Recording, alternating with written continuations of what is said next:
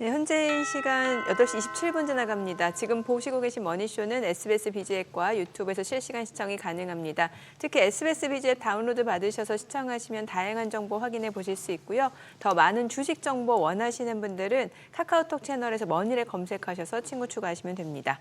자, 지금 계속해서 관세 협상. 중국에서는 이제 우리 시간으로 어제 오후 한 4시 25분쯤 미국과 아무런 협상이 지금 진전되지 않고 있다라고 했는데 다시 우리 시간 오늘 새벽 1시 반쯤에 트럼프는 그 노르웨이 총리 그 회담 전에 기자회견에서 오늘 오전만 하더라도 중국하고 우리는 회의를 했다. 뭐 그들이 누군지는 공개하지 않겠다. 말이 너무 달라가지고 어찌됐건 완화 자체는 좀 기조 자체는 많이 완화된 것 같아요. 그러니까요. 네. 지금 저 자막에 나오는 저 표현이 가장 정확하죠. 유화 제스처. 유화 제스처. 예. 네. 저 요즘 이렇게 관세 관련해서 이렇게 뭐 트럼프 대통령이나 미국, 중국 사이에 이렇게 오가는 저걸 보다 보면 몇 가지 이렇게 무슨 뭐 영화의 한 장면 같은 아니면 무슨 이렇게 상황이 자꾸 연상이 돼요. 네. 예를 들어서 연인 간에 이렇게 세게 싸웠어요. 네. 뭐 곧 헤어질 듯이 이제 그렇게 집에 갔는데 네. 남자가 전화를 했어. 근데 남자친구 전화 온 걸 알고 여자가 안 받았어. 다음날 서로 얘기가 다른 거야. 나 전화했다. 근데 여자 입장에서는 나 아예 받지도 않았다. 네. 이런 분위기 아니에요? 이런 분위기고. 그리고 그 표현 너무 웃기지 않습니까? 관세율이 많이 낮아질 텐데 그렇다고 제로는 아닐 것이다. 그러게 참 애매해요. 아니 140% 무슨 어떤 데는 145%, 245% 어제 또 최근 들어 또 이슈가 됐던 게 그 뭡니까? 캄보디아 거쳐서는 태양광에다가 3천 몇백 퍼센트 네네네. 뭐 이런 식으로 했던 그거 갖다가 내리면은 0%는 아닐 것이다. 저는 그때 제일 먼저 생각했던 게 그럼 한 10% 때릴라나? 그래 놓고 나는 제로는 아니잖아라고 하는데 이 경험 해보셨나요? 예전에 뭐 정찰제가 생기기 전인데 네. 두루두루 이렇게 시장에 다니다가 들렀다가 주인이 하나라도 팔아보려고 이렇게 그거 하잖아요. 재래시장에서. 예. 한번 둘러보고 올게요 하고 갑니다.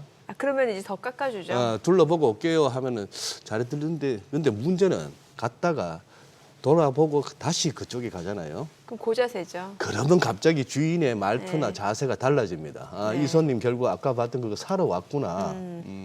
중국이 약간 그 지금 그런 분위기 아닐까요? 그럴 수 있죠. 약 좀 받네, 약 좀 받네 하는 건데 그렇다고 중국도 저렇게 마냥 세게 나가다가는 저기도 뭘 팔아야 살 텐데. 그러니까 일방적 관세 처리하지 않으면 우리는 협상할 생각 없다라고는 했는데 중국 쪽에서는 뭐. 근데 아까 그 예에서 예. 조금만 연장하자면 저는 네. 갑자기 그때 너무 고자세로 돌변하는 그 재래시장의 상인의 그 태도 변화에 그게 이제 중국이라는 꼭 사고 거죠. 싶었는데 그냥 저도 빡쳐가지고 그냥 안 사고 왔어요.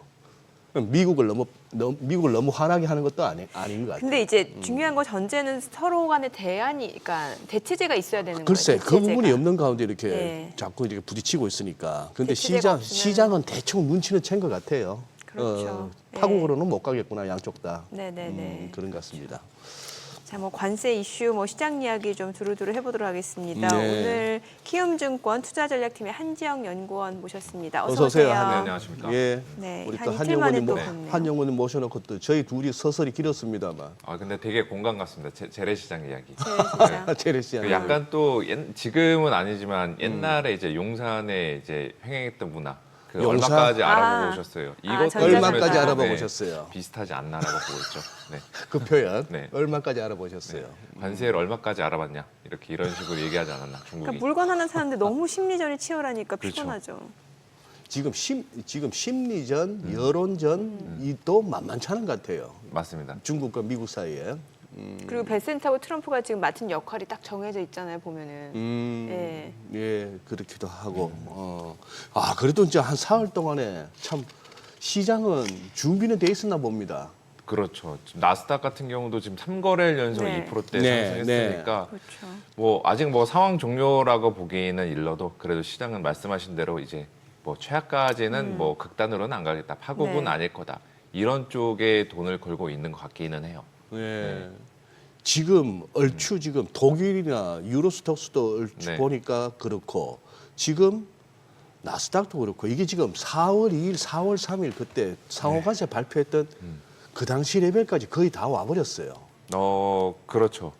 이렇게 어지간한 지수들이. 네, 맞습니다. 그럼 여기 진짜 더 그 이전으로 관세 발표 당시 그 레벨 이상으로까지도 갈 수 있느냐에 이제 게임으로 접어들었어요 어느덧. 그렇죠. 그거와 동시에 이제 그 되게 차트도 많이 보시잖아요. 네네. 지금 보면은 아직 다 200일선을 회복을 못한 게 이게 또 시장에서는 고민이죠. 그래요. 200일선 올라간 상태에서 좀 더 사야지 마음이 편한데 아직은 거기 아래서 계속 이제 왔다 갔다 하고 있으니까 네. 그게 이제 시장의 뭐 V자 반등에 대한 좀 자신감들을 조금 계속 억제하고 있는 부분이고 어느 정도 올랐다 싶을 때 또 한번 차익 실현하게 만들고 그러한 패턴들을 지금 반복하게 만들고 있다. 저는 이렇게 보고 있습니다. 연준이 만약 이제 고용 시장이 좀 둔화된다라고 하면은 금리 인하 시기를 앞당길 수도 있다라는 부분에서 시장에서는 또 환호했던 것 같거든요. 네, 근데 이것도 예. 사실 애매한 게 그 5월 금리 인하하면은 5월이나 6월이나 둘 중 하나는 인하를 할 거고 네네. 아마 어제 뭐 윌러 연준 이사랑 또 그 클리블랜드 연은 총재 발언들을 보면은 6월달 금리 인하 쪽으로 예고를 했어요. 그런데 이미 그 뭐 CME 패드와치나 그다음에 뭐 글로벌 펀드 매니저 서베이 조사 보면은 대부분 다 6월달 인하는 맞아요. 예상을 예. 하고 있어요. 예. 그럼에도 불구하고 어제 뭐 시장이 반등을 한 거는 그래도 연준이 그래도 모처럼 금리 인하 이야기하면서 시장이 들려주고 싶은 이야기를 듣게 해줬다라는 측면이 있는 것 같습니다.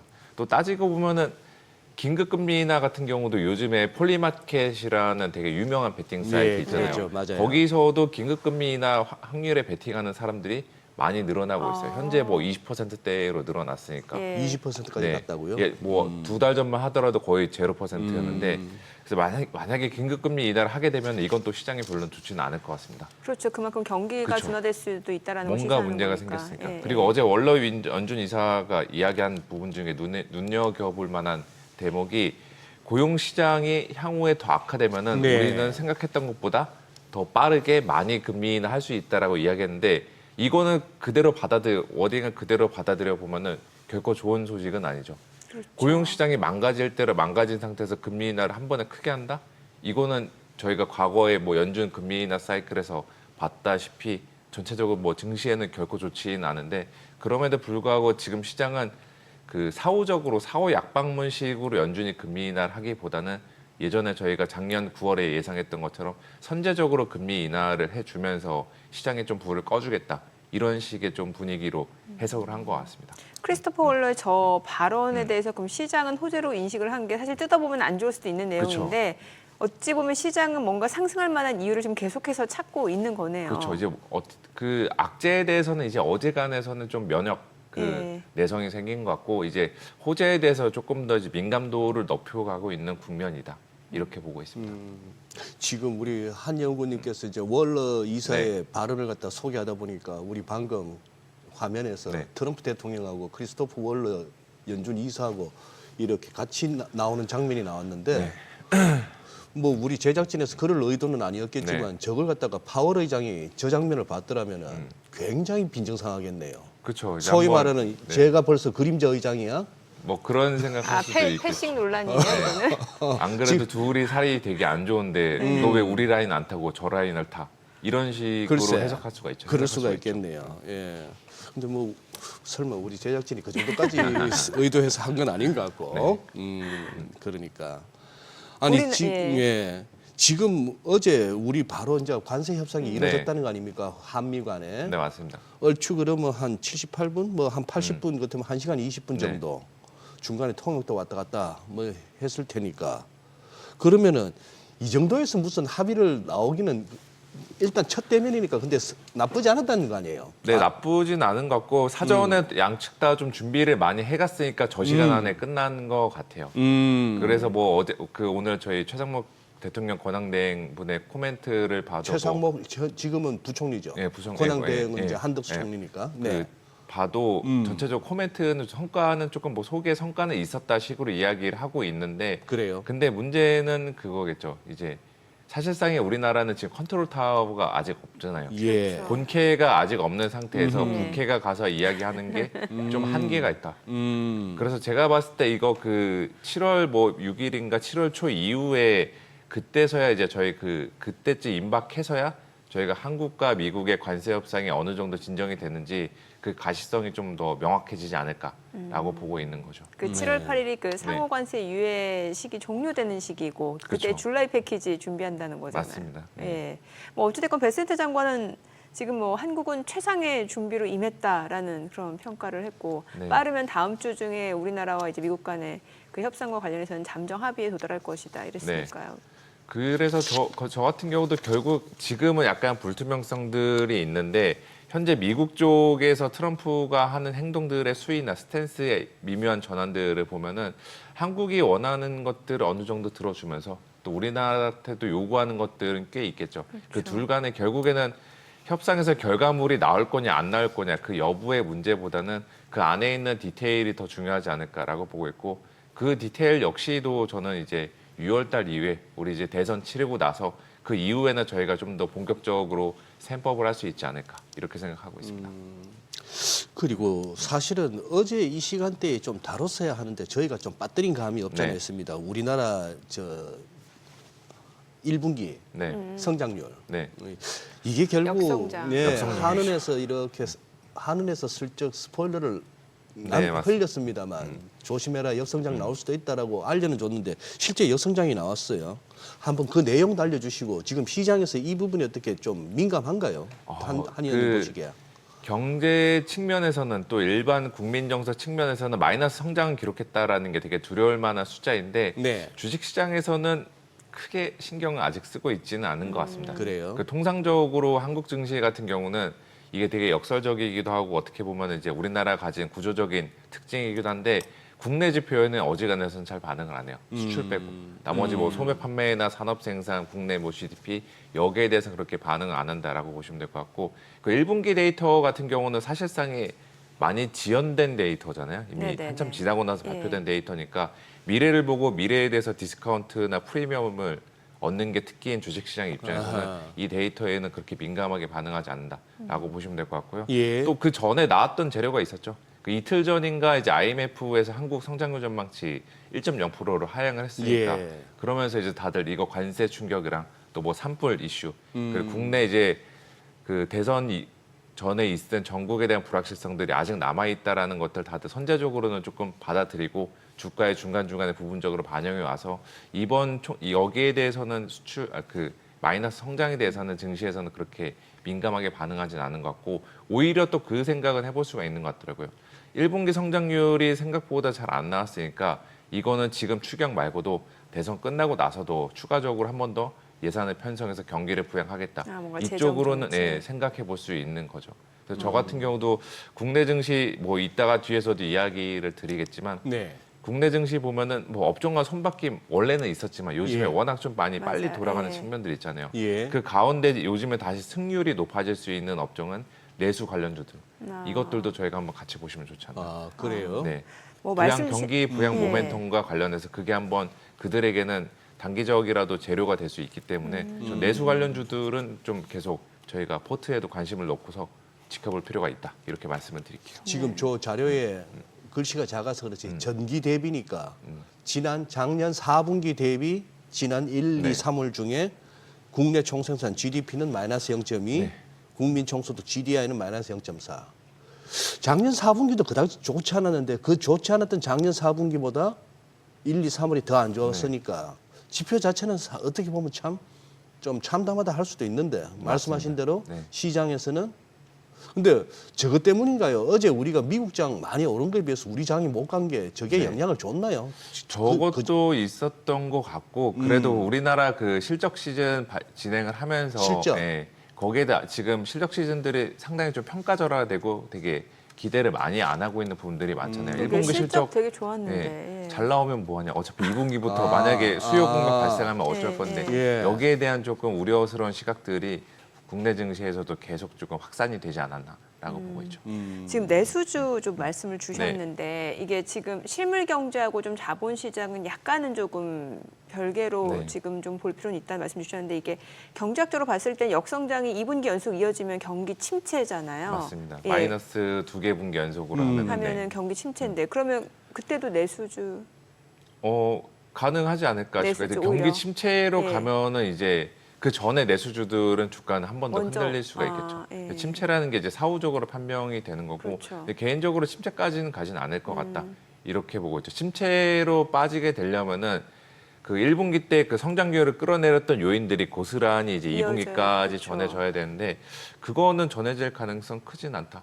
일단은 지금 시점에서 이제 4월달 이후로부터는 국내 전국 혼란에 대한 불안감들 상당 부분 덜어냈고 관세에 대한 리스크가 여전히 상존해 있기는 한데 관세 같은 경우도 이제 저희가 4월 2일에 그 받았던 그 충격이 2분기까지 다 전해진다라고 가정하지는 않잖아요. 관세에 대한 수위도 지금 갈수록 낮아지고 있는 거랑 또 하는 측에서도 부양기조 돌아선 거, 또 추경 예산 이번에 편성한 거, 그리고 한 차례 더 추경 예산이 나올 수 있다라는 것들, 그것들을 보면은 내수 심리 같은 경우도 지금 다시 회복을 해가는 국면이 될 거다, 진입할 거다 이렇게 보는 게 타당하다라고 말씀드릴게요. 한 의원님 말씀하신 김에 내수주 우리 시청자분들께서 딱 들으시는 순간에 네. 아 그런 게 내수주 딱 대표적인 종목.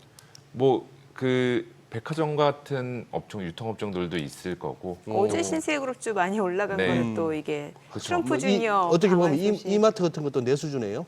대표적인 내수주에 해당이 되죠. 또 음식료 업체들도 내수주에 해당이 음식료. 되고. 네. 예. 그런 쪽으로 한번 보셔도 괜찮지 않나라고 봅니다. 유틸리티 쪽도 그렇죠. 유틸리티는 내수라기보다는 그냥 방어? 경기 방어 방어죠. 성격이고 거기는 진짜 요즘에 외국인들이 꾸준히 많이 사고 예, 있더라고요. 예. 그래서 외국인 같은 경우는 아직 한국 증시 전반적으로 뭐 그렇게 매수세로 선뜻 돌아서 의향은 없는 것 같은데 업종 단으로 보면은 그들도 역시나 그 실적에 대한 가시성들이 있는 업종들은 나름의 피킹해서 들고 가고 있더라고요. 대표적으로 말씀하신 이제 유틸리티도 있을 거고 조선방산 여기들도 이들이 계속해서 좀 들고 가고 있는 업종이다라고 보시면 될 것 같아요. 근데 한전을 왜 꾸준히 사요 외국인들이? 그것도 일종 유틸리티의 대표가 또 한전 네. 아닙니까? 거기 같은 경우는 이익이 지금 뭐 작년보다는 좋아질 거라는 컨센들이 형성이 되어 있고 네. 일단 대표적으로 그냥 디펜시브 업종이잖아요. 디펜시브. 그렇죠. 예. 지금 상황 자체가 뭐 4월 초보다는 많이 나아져 있긴 한데 예. 저희가 완전히 야 이제 상황 종료 위로 올라가자 이런 식의 낙관론을 굉장히 크게 전개하기도 어려운 상황이잖아요. 그러니까 이제 중간에 어떻게 보면은 변동성 방어 그 보호 차원에서 그런 식으로 유틸리티 업종들 포함하고 있지 않나라고 보고 있죠.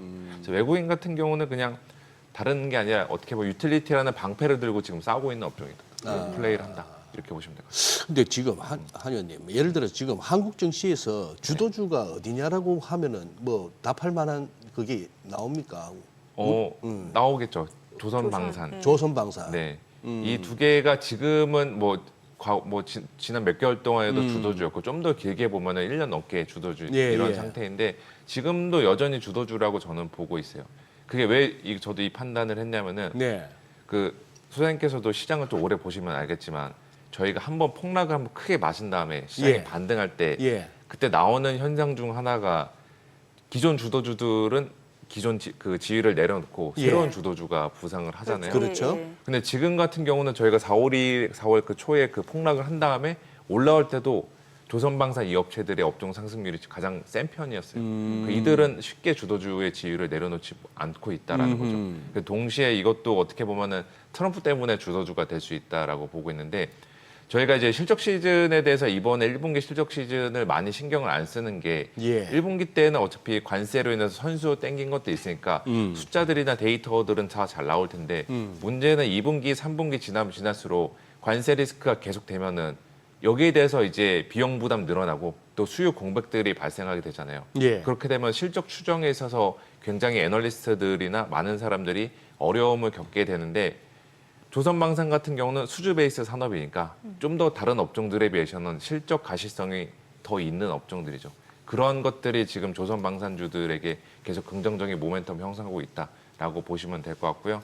동시에 이 고민도 다들 요즘 많이 하고 있는 것 같아요. 글로벌 뭐 펀드 매니저들도 그렇고 여의도 내 펀드 매니저들도 그렇고 조선방산 좋은 건 알겠는데 네.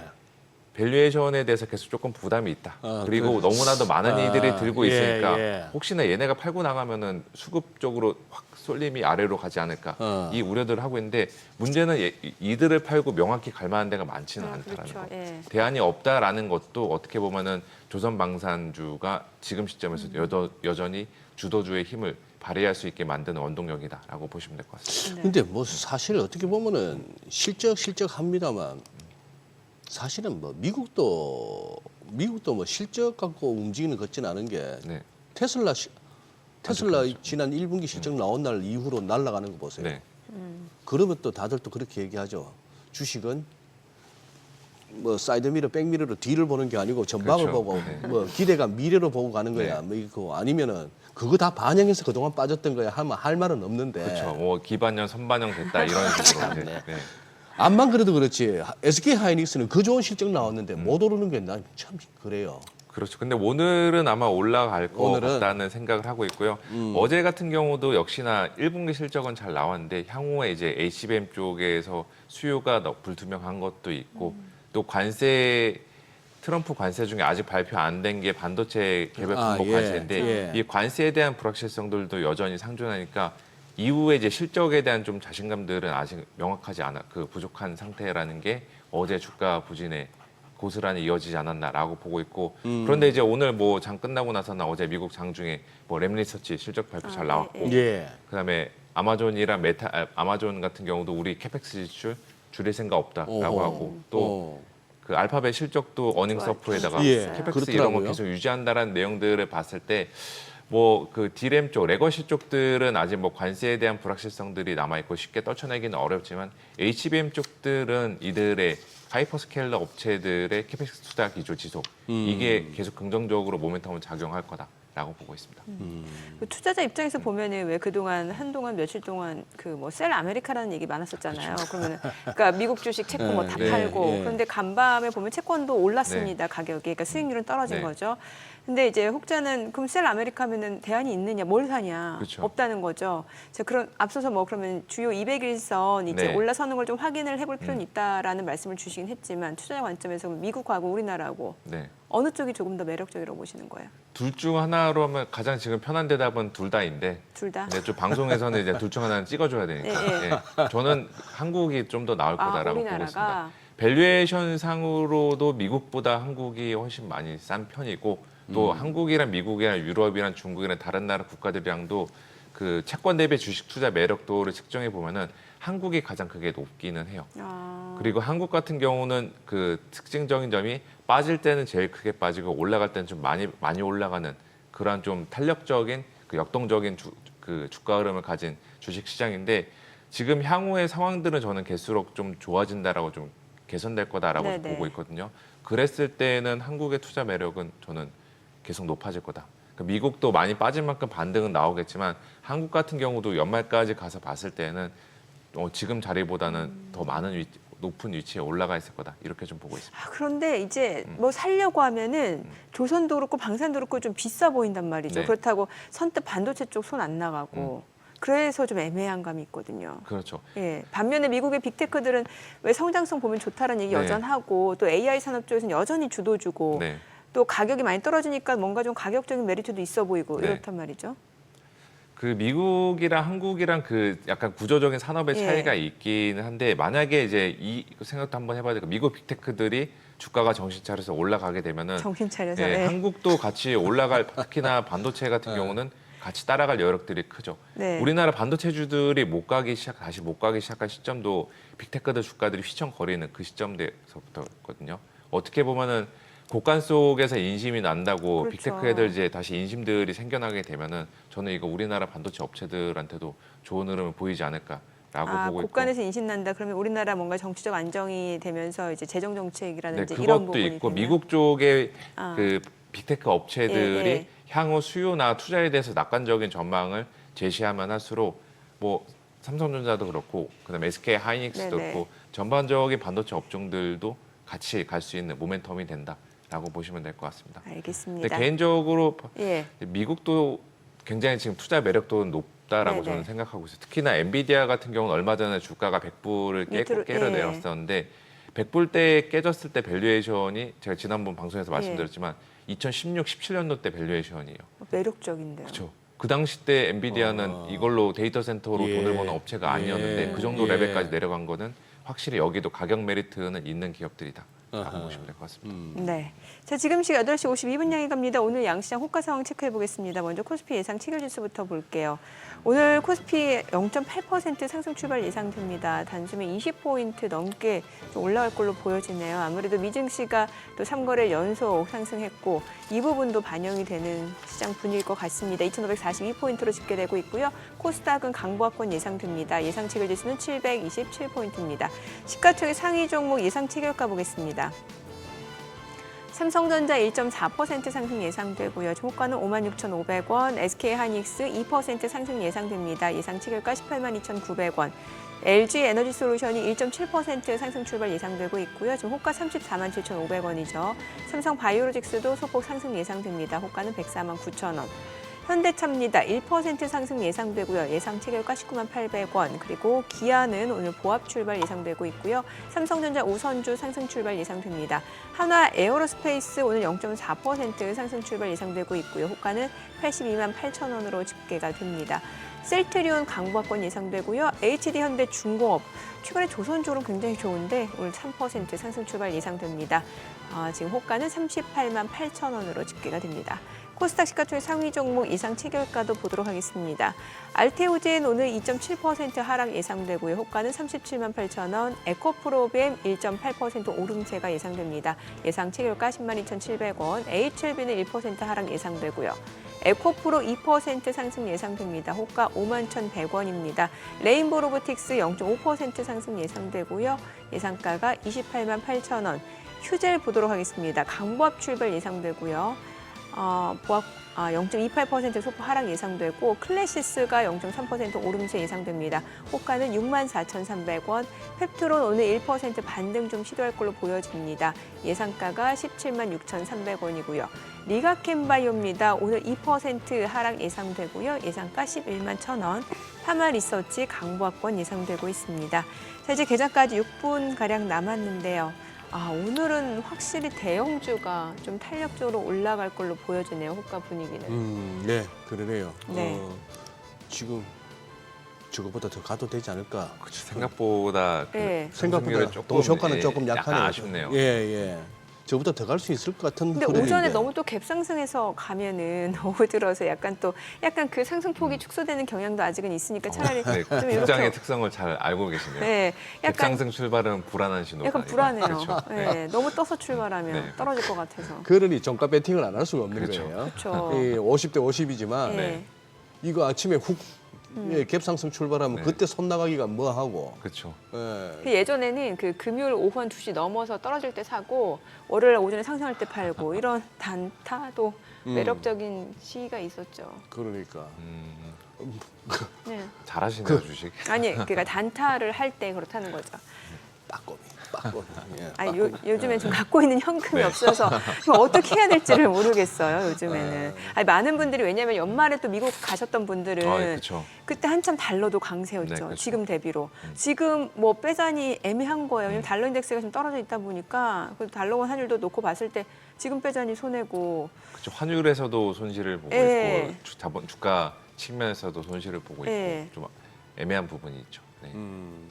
그러니까 국내 매력적이라고 하더라도 투자할 돈이 없고 이렇거든요. 네. 제가 그거 가끔씩 하는 말이 누가 뭘 이렇게 어느 자리에 있고 이렇게 하면은 사람들이 옆에서 막 빈정거릴 때마다 네. 저 자리에 딱 지쳐서 저기까지 간 거 아니다 이러거든요. 예, 맞죠. 네. 예. 정민앵커가 그냥 SBS BGS만도 얼마입니까 이게? 근데 이게 몇십 년이라고 네. 하시려고 그랬죠. 어? 몇십 년이라고 하시려고 그랬죠. 몇십 년은 아니에요. 몇십 년 하면 딱 그냥 10년? 10년. 네. 지금 이 자리까지 한 번에 KTX 타고 가신 건 아니겠죠? 그러니까 네. 예, 그러다가 이제 오후에 장마감 전에 포지션 잡는까지 도와드리겠다고 이제 3시에까지 나오는 거 아니에요. 네. 그런데 무릎 깨지면서 걸어왔어요.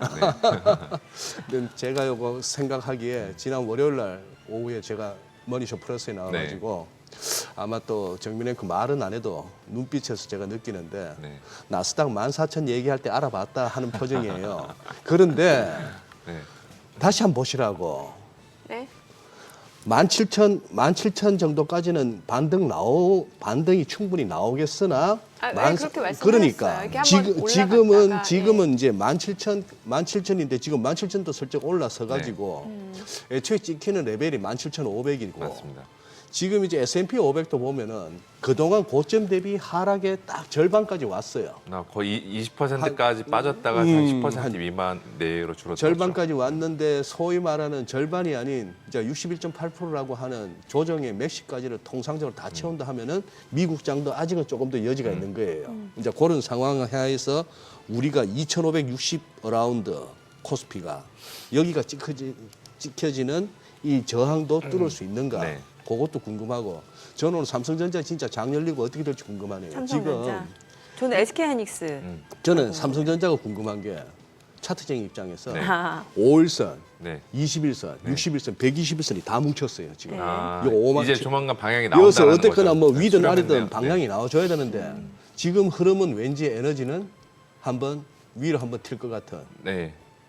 그 가능성 있다라고 보고 있죠. 일단은 뭐 그 펀더멘털이나 밸류에이션 상으로 봐도 삼성전자는 지금 뭐 하방 자체는 거의 많이 안 열려 있는 상태라고 보시면 될 것 같고 여기서 하반까지 열리면 안 되죠. 지금은 그래서 여기서 아래로 볼 필요는 없다라고 보고 있어요. 저는 그 V자 반등 뭐 하루 이틀 정도는 뭐 2, 3%씩 갭상승하면서 뜰 수는 있는데 네. 그렇다고 하더라도 V자 반등에서 뭐 단숨에 7만전자 가는 거 이거는 저는 어렵다라고 보고 있고 결국에 우리나라 반도체 업체들 같은 경우도 하반기 때가 저는 좀 더 셀 것 같아요. 하반기. 예. 하반기 때가 확실히 그 이익에 대한 턴어라운드 가시성 다시 한번 시장들이 확보하게 되고 관세에 대한 리스크도 이제 그때 가면은 상당 부분 많이 저는 줄어들 있을 그러게요. 거라고 보고 있어요. 그렇다 하면은 지금의 이 변동성 장세를 통해서 적립식으로 들어가기에는 우리 자리는 좋은 자리다.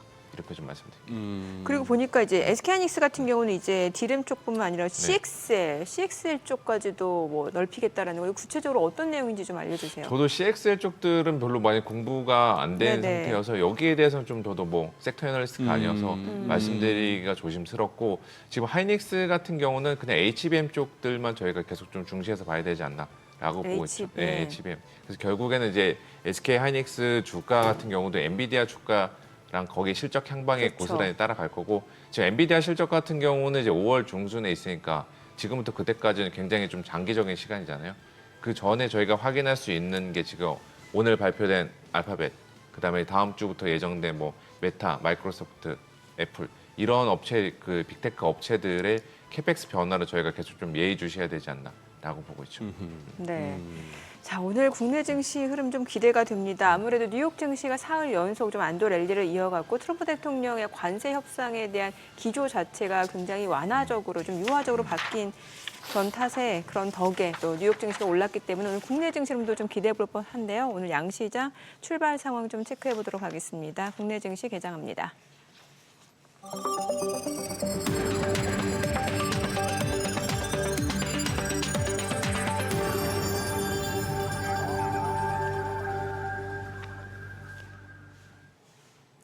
네, 4월 25일 금요일 국내 증시 개장했습니다. 이제 우리나라와 미국 간의 관세 협상.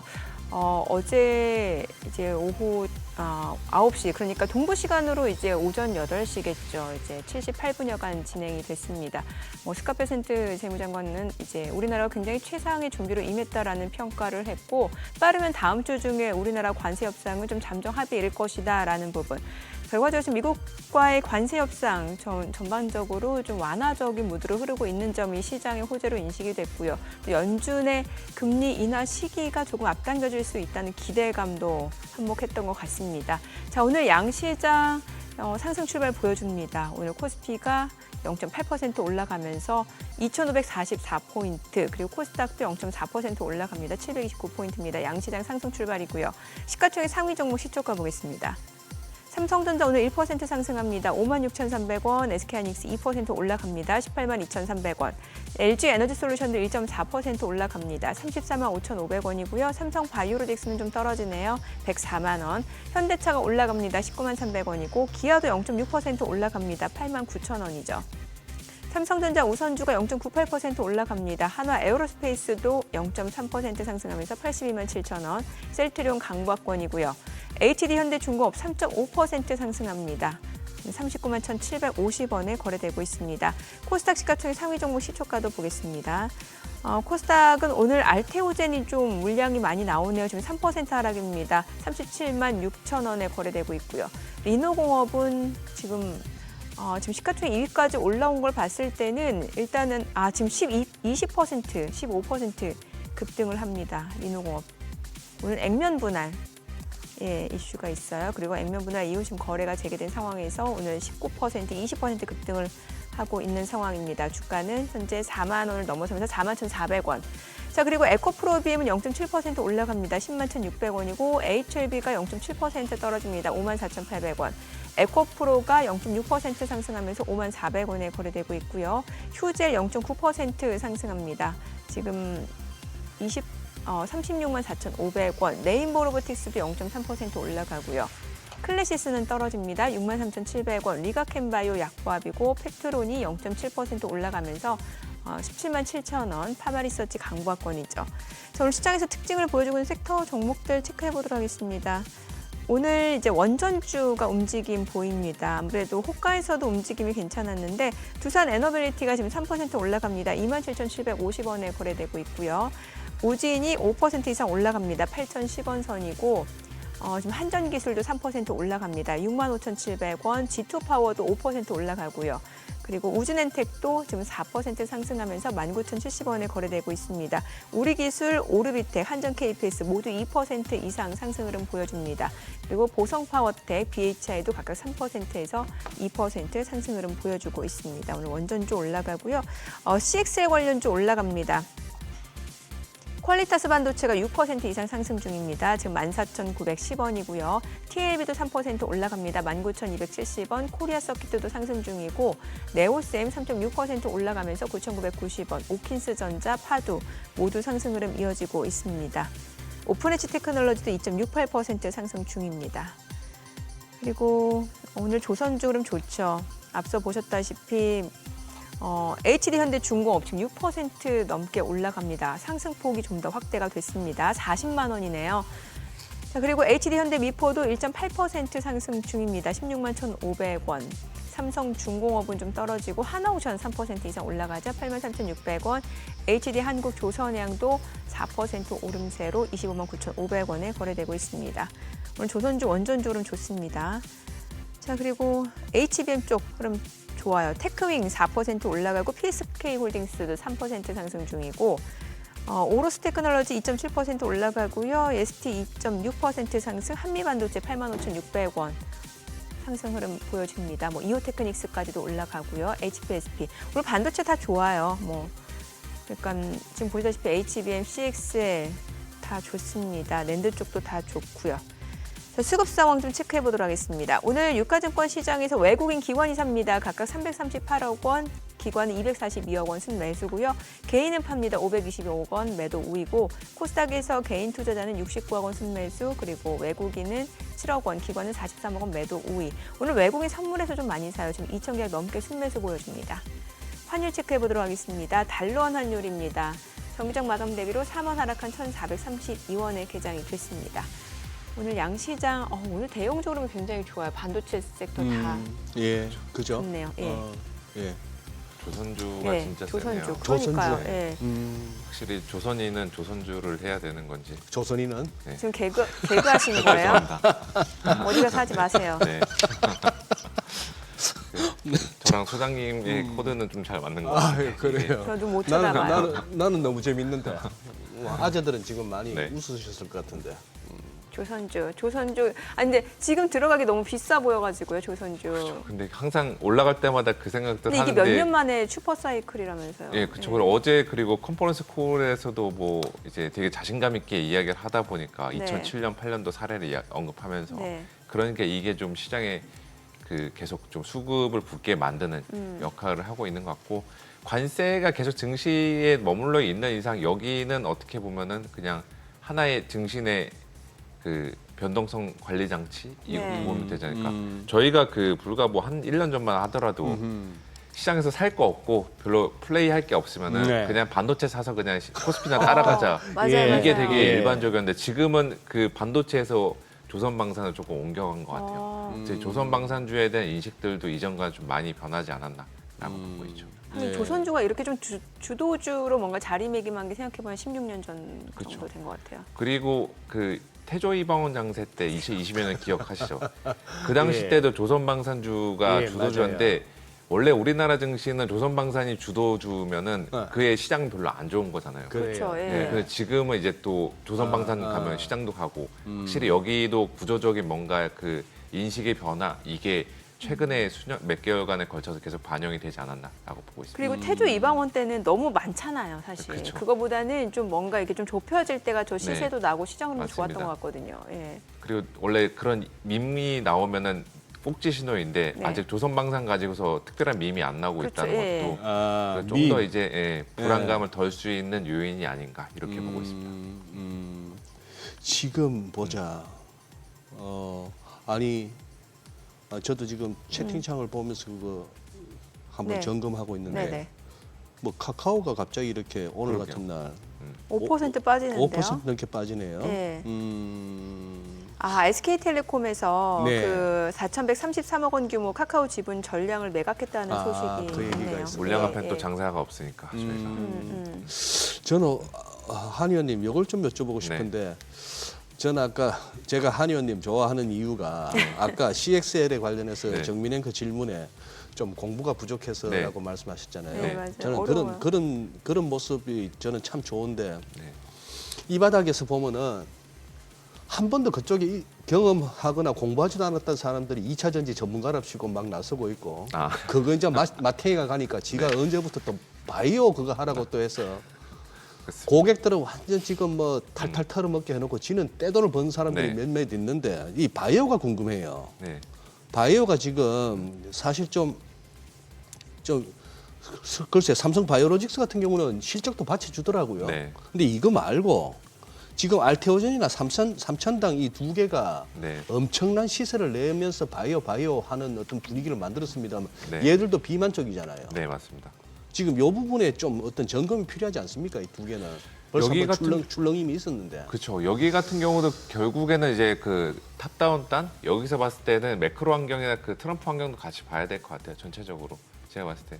그 금리에 대한 민감도가 가장 높은 업종 중 하나잖아요. 근데 지금 예. 최근에 보면은 뭐 셀 아메리카 할 때 미국 금리 튀어 오르면서 보통 그럴 때 바이오 업체들도 같이 조금 조정을 받는 경향들인데 이번에는 그냥 개별 모멘텀 보유한 애들 빼고는 전부 다 좀 같은 그 비슷한 흐름을 보이지 않았나라고 저는 보고 있고 또 다음 주부터 그 암학회 그것도 이제 예. 이들 업체들한테 주가도 그동안 많이 밀렸고 네. 그다음 외국인들이나 기관들도 수급 상당 부분 비어 있으니까 그런 플레이 한번 단계적으로 해볼 만하다 이런 식의 좀 분위기가 저는 개인적으로 조성이 될 것 같아요.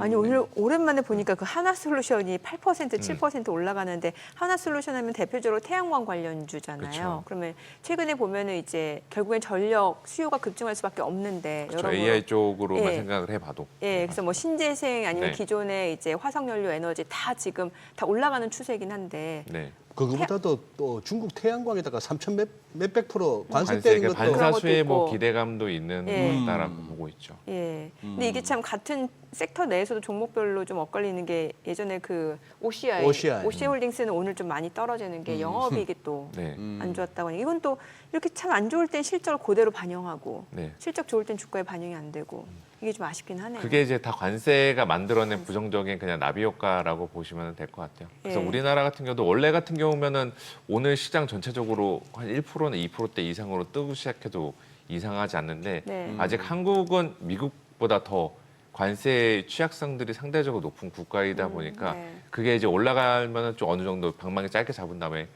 매도하고 이런 식의 시장의 플레이를 반복하게 만든 그 형태가 지금의 현장인 것 같습니다.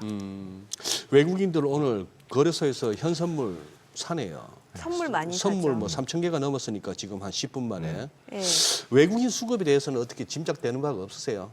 그 진짜 뭐 질문들도 저도 많이 받고 고민들 많이 해봤죠. 음. 저희가 이제 3월 31일에 공매도 재개됐을 때 글쎄, 예, 네, 예. 재개되면 외국인 들어온다라고 이제 자신 있게 외친 사람 중 하나도 저였어요. 사실. 아, 근데 그러셨구나. 뭐 그 전망은 뭐 지금 그 결과적으로 보면 틀렸는데 음. 지금까지는 틀렸지만 저는 그 외국인들이 들어오는 문제는 여부의 문제보다는 저는 그냥 시간의 문제라고 좀 보고 있습니다. 일단 그 4월 한 달 동안만 하더라도 외국인들이 코스피에서 10조 팔았는데 한 달 동안 10조 팔았던 적이 코로나 팬데믹 때 이후로는 처음이죠. 그러니까요. 그만큼 매도 강도도 굉장히 공격적인 상태였고 그러다 보니까 외국인들이 코스피 들고 있는 지분율도 거의 이제 21년도, 22년도 그 수준으로 지금 많이 내려간 상태예요. 네. 이거는 수급이 외국인들 입장에서는 비율만큼 비었다라고 볼 수 있습니다. 여기에서 저희가 좀 더 긍정적으로 봐야 되는 게 그동안에 외국인들이 한국을 매도했던 요인들이 여러 가지가 있는데 대표적으로 한국 증시 밸류에이션 잘 못 믿겠다라는 거랑 또 환율 계속 올라가는 거 이 두 개가 그들의 순매도를 강하게 만드는 요인이었는데 지금 밸류에이션 같은 경우는 그 후행 지표로 후행 PBR 밸류에이션으로 보면은 한국은 지금 많이 싸질 만큼 싸진 상태이고 또 환율 같은 경우도 이제 급등세는 진정이 된 상태잖아요. 그런 측면에서 보면은 이들은 부분적으로 지금 한국 증시 들어올 만한 요건들을 갖춰서 가격을 재고 있다. 근데 제일 중요한 게 그거죠. 이익에 대한 불확실성. 이게 지금 외국인들의 한국 증시 진입을 주저하게 만들지 않나라고 보고 있는데 통상적으로 외국인 수급이랑 우리나라 코스피 이익이랑 같이 그려보면은 거의 고스란히 그대로 따라가거든요. 근데 우리나라 지금 이익 같은 경우도 3월달 이후로 코스피 영업이익 같은 경우도 추정치가 계속 올라가고 있어요. 그럼에도 불구하고 외국인들이 팔고 있다라는 네네. 거는 이 추정치 올라가는 거 우리 아직 신뢰를 많이 못 부여하겠다. 결국에는 이제 이번 1분기 실적 시즌 다 끝나고 난 다음에 이제 애널리스트들의 뭐 톤 변화 그리고 5월달, 6월달 이 2달 정도까지의 미국과 다른 국가들 간의 관세 협상이 어느 정도 진정이 더 많이 이루어질지 네. 그거를 따져봐야 보는 시간들이 필요하다. 그래서 저는 하반기를 시장을 더 좋게 본다라고 말씀한 것 중 하나가 외국인 수급 같은 경우도 저는 하반기 때가 좀 더 좋아질 거다라는 측면이 있습니다. 금융주는 왜 이렇게 외국인들이 좋아하는 거예요? 오늘도 보니까 KB금융, 네. 하나금융지주 다 사는데 여기는 그거 같아요. 밸류업과 관련해서 밸류업? 예, 계속 외국인들은 우리나라 금융주도 좋게 보고 있는 것 같습니다. 그리고 어제 KB금융 실적 발표했을 때도 좋았어요. 실적 잘 나왔고 예. 주주 환원에 대한 규모들도 예상보다는 좀 더 높은 숫자를 제시를 했잖아요. 그리고 이것도 있더라고. 최근에 그 BOFA에서 글로벌 펀드 매니저들 대상으로 매달마다 설문조사를 발표하는 뱅크 오브 아메리카요. 예. 데이터를 발표하는데 그 아시아 쪽에 관련해서 한국에 대한 질문 중 뭐 핵심적인 게 너희들 뭐 여전히 밸류업 쪽 긍정적으로 보고 있냐, 밸류업 관련주들 긍정적으로 보고 있냐라고 하니까 그들은 대부분 다 우리는 기존의 시각, 긍정적인 시각 유지한다라고 답변을 많이 하더라고요. 이러한 것들도 외국인들의 금융주 사랑을 좀 대변해주는 대목이 아닐까라고 보고 있죠. 그리고 이렇게 변동성이 심한 장세 네. 때에는 금융주만한 애들도 없지 않나라고 그래요. 보고 있죠. 자사주나 배당금 지급을 통해서 주주들한테 뭔가를 돌려주는 거. 이거는 투자자들 입장에서도 주가 입장에서도 변동성 관리 방어를 할 수 있는 보호막 역할이다라고 보고 있습니다. 예. 어쨌거나 이게 미국 지난 1년 동안에 누적으로 판 게 지금 뭐 거래소에서만 33조 7천억 가까이 팔았고 선물은 보니 최근 들어서 이제 그 순매도 규모가 급격히 줄고 있는 거 보면은 외국인들만 싹 이렇게 한번 돌아주면은 이게 한번 그렇죠. 시장 세죠. 시장 셀 수가 있고 그때는 미국하고의 본격적인 디커플링도 가능할 수도 있겠다 싶은데 네. 미국이 잘 못 가든지 미국이 조금 그거 하더라도 그렇죠. 이 돌려 세워서 올 만한 모멘텀 외국인들이 한국을 이제 더 팔기보다는 아니야 저쪽은 좀 담아야 돼라고 해야 될 모멘텀이 뭘까?